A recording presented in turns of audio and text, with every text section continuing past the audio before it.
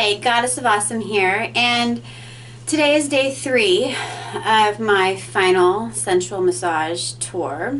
I don't know how long I'm going to be on the road for, but I'm definitely going to make sure when I get home, the only thing I have to do is make videos for you and create content for my website of how do we heal ourselves from sexual trauma, and also some secrets that I have learned about amazing technique that I have developed in the hand job department.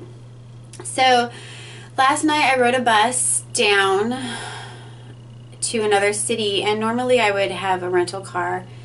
Work hasn't been busy in Los Angeles. Most LA girls probably feel this way. So my goal was to have enough to travel and also get my car the minute I got into the town I was at previously, but that wasn't so. So I'm rolling with it right now. I'm just rolling with the punches. So rode a bus. It was late. Ground transportation often is late, not always. Sometimes they'll be on time, so don't bank on that, you know, but I got to experience a bus depot again, and it's humbling. Very humbling to ride the bus. It's also an adventure, you know. A little bit about the bus station, you have to watch your bags, right? I mean, airports don't want you leaving your bags around, but bus depots, you really need to watch your bag, because there could be people there who are not travelers, you know, people who are just there waiting for the opportunity to grab somebody's bag. You know, most travelers have some kind of money on them because they're traveling, and, you know, they're preyed upon. Travelers are. So I felt a little bit of that last night. Kept my bags close to me. My little dog on my lap. I'll introduce my dog to you soon. I wanted to do that yesterday, but I ran out of time. So made it to my new city, and of course the bus people broke the strap on my massage table. Almost every time I take my massage table on a bus, it gets broken. At least the bag, I should say, gets broken. It either gets torn, or the strap comes off, and that strap wasn't weak either. It wasn't like ready to go, so he must have yanked it pretty good, and you know, maybe some other bags were on top of it. I don't know. So I had a little bit of a rough beginning because I couldn't hit a bank the last couple days. There's no banks in this territory of mine. There is one here in this town. So today I get to go to the bank and get my rental car this afternoon. So that's great. And because my cards weren't lit up, you know, I haven't been able to get to the bank. I had to go somewhere where they accept only cash to check in. And a lot of places like that aren't the best high quality, high-end place. So, you know, I had an appointment for this hour right now that I'm speaking to you, but he canceled. So I don't know if he canceled because he didn't want to come to the space I'm in, or if he had, you know, if I had paid a lot of money for a room, would he have canceled still? I have no idea. I did see someone this morning already, really great guy, you know, good person, well-to-do, handed me an envelope, or set the envelope down, I should say. They never hand me anything. No one ever gives me money. They set it down. It's just kind of a rule of the trade. No hand-to-hand exchanges of money. That's bad. Like if that was, you know, in a sting operation, the minute you touch the money, it's over, you know? And if it's a hand-to-hand exchange of money, all the way over. Like that's all they need, you know. So most people who enjoy this kind of service always just set the money down, and newbies usually ask, what should I do? And I just tell them, you know, set it on the counter or whatnot. So yeah, so tonight I'm going to travel to a new town. So today was a one-day town, tomorrow's a one-day town, the next day I'm going to do one-day town. I found that doing one day sometimes is better than being in a town for multiple days. I have discovered, and it's taken me a long time to learn this. I mean, I've just learned this in the last handful of months, less than a year, and I've been in the gig for a long time. But I've learned that when you go to a new town, there's only so many people who are going to come see you, probably, you know? And if you inconvenience them and tell them you're only in town for one day, a lot of those folks will rearrange their world to come see you on that one day. So, maybe not everybody can fit in that day, right? Sometimes that day doesn't work. I've already had emails and messages from people. Today doesn't work for them. Am I here tomorrow? No, I'm not. I'm sorry, you know.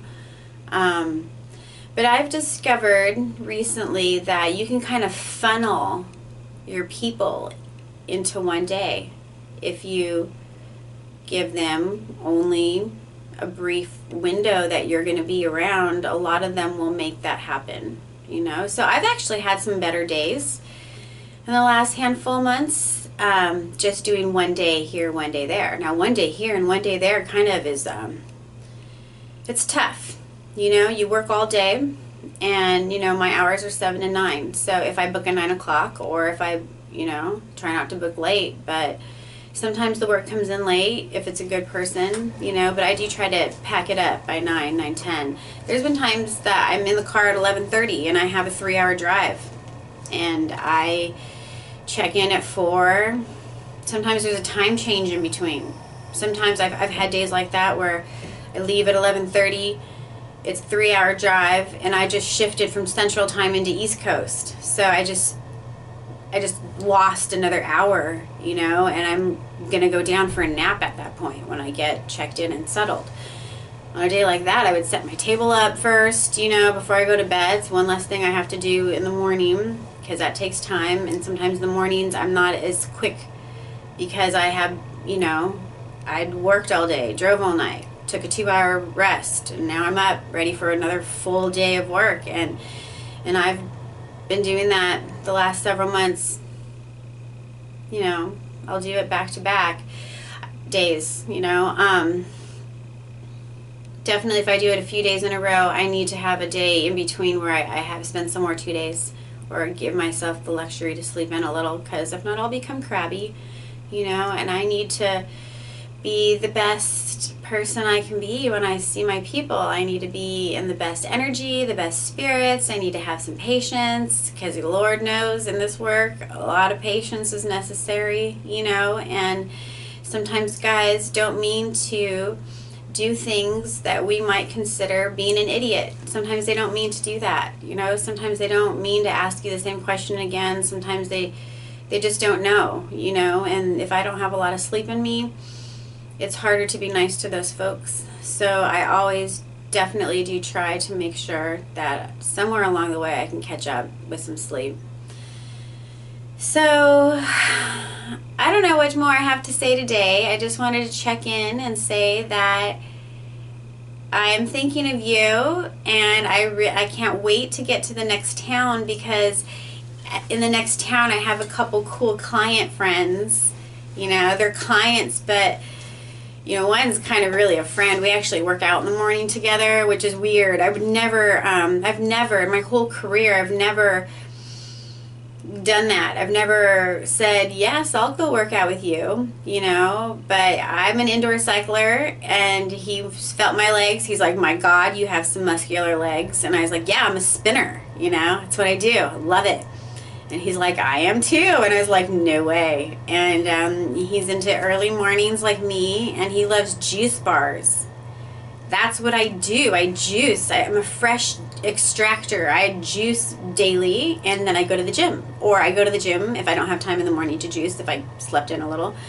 I go to the gym and come home and juice. But so when he suggested to take me to class, pick me up even, and take me to class for a 6 o'clock spin one day a few months back, boy, I had to say yes, you know. That's my happy place. That's where I find my restoration comes from spin class. I love it. I wish I could do it every day, all day long, almost. I have this spirit that I could almost do that all day long. I should probably be a teacher, an instructor of spin because I love it so much. And every person who's in my class, even if I don't know their name or I don't know who they are, I love them. Because if they love spin, I love them because I love spin, you know? And it's fueling. It's very fueling for me. It rinses out the bad, right? My mind can release things. I can chew on stuff mentally when I'm spinning, and I can release it. So I don't mean to get off on that little tangent, but I'm excited to go to this next town because I haven't worked out for a couple days, or 3 now. I think today's day 3. And I usually go 7 to 10 days on, and then I take a day off. So in a good month, when I'm home, I'm really only taking 3 days off a month, maybe 4, probably just 3. I mean, I love it. I probably should rest my body more than that, but if I don't spin, I don't have my endorphin high. And I love the endorphin high. Is the best feeling I have ever come across on this planet. There's nothing that I have sampled or experienced that comes close to the endorphin high. And the thing with endorphin high is you have to work for it, right? You can't just take a pill or a shot or a drink, you know, and get that feeling. You have to, it's almost like you're popping, or I feel like when I work out that my cells start to release things that just would never release unless I was in motion, like serious motion. You know, spin class is tough. It's not for the meek, you know. We work with a lot of resistance. The more resistance, the tougher the spin class, the sweeter the victory. The more the endorphins are there, you know. So a challenging spin class, I'm all over it, because that high afterwards, I can't get it anywhere else, you know. So I'm excited to get to this next town. I get to meet up with my spin buddy. I get to have some endorphins, and I'm going to borrow him for an instructional video for you. And I have another really awesome client friend up there that I'm pretty sure will agree to let me borrow him too. He's completely unattached, divorcee, and I'm sure, you know, he might be up for it. So along this journey of mine, you know, obviously this is the last final tour, but I'm also trying to collect as much content as possible, and I don't know where to find all my subjects to practice or to do my demonstrations on, you know. So I'm just grabbing right now the people who I know. I'm going to go to all my best towns and grab the people, the good client friends who might let me demonstrate on them. And hopefully within the next few short weeks, you know, I have enough content for you that I'm satisfied. I'll let my site go live, and at that point I guess I'll just have to put out some kind of casting call in the Los Angeles area, or maybe I'll do a casting call in a couple of my better cities. I don't know. Maybe I'll just invite previous clients to participate. I don't know. You know, I'm not sure yet. I don't know. I'm not there yet. But excuse me. But I do know that I'm excited to move on to the next step, and I'm happy to take you with me. You know, I think a lot of people don't know about this stuff, and I definitely am going to share my hands-on experience with you, you know, right now on a day-to-day basis. So thank you so much for being here with me today. I am the Goddess of Awesome. If I have anything more interesting that happens along the way, I'll definitely shoot a quick video here and there. But in the meantime, bright blessings and be well.